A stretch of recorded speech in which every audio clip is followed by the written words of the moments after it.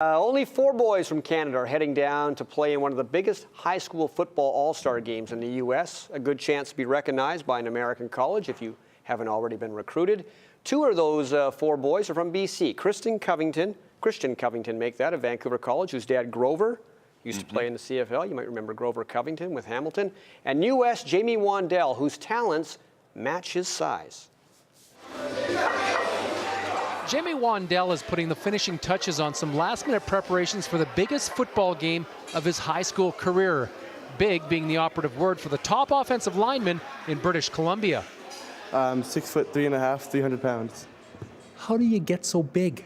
I guess it was luck. None of my parents are very big. My mom's only 5'5", wet in heels, and my dad's only 5'10", so genetics helped, and the weight room here in New West really helped me out a lot.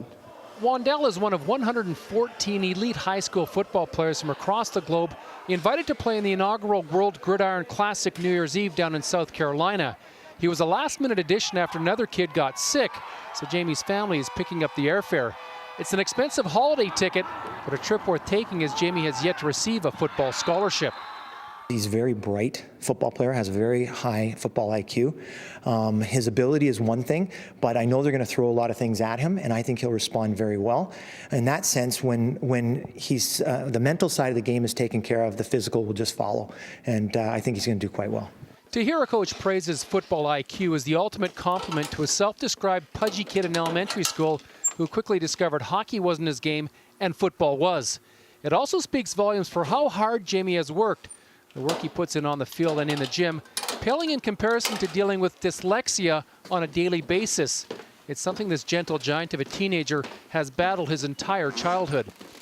It was a big struggle back in elementary school. I had to go speech classes, reading classes, writing classes, everything, pretty much from the ground up. I had to take extra classes here.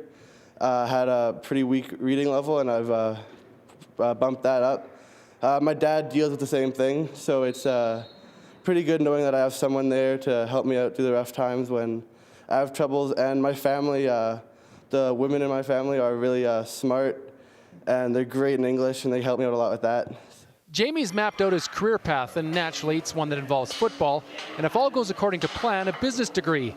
But first there's a football game to be played, and you can't help but cheer for the big kid from Westminster.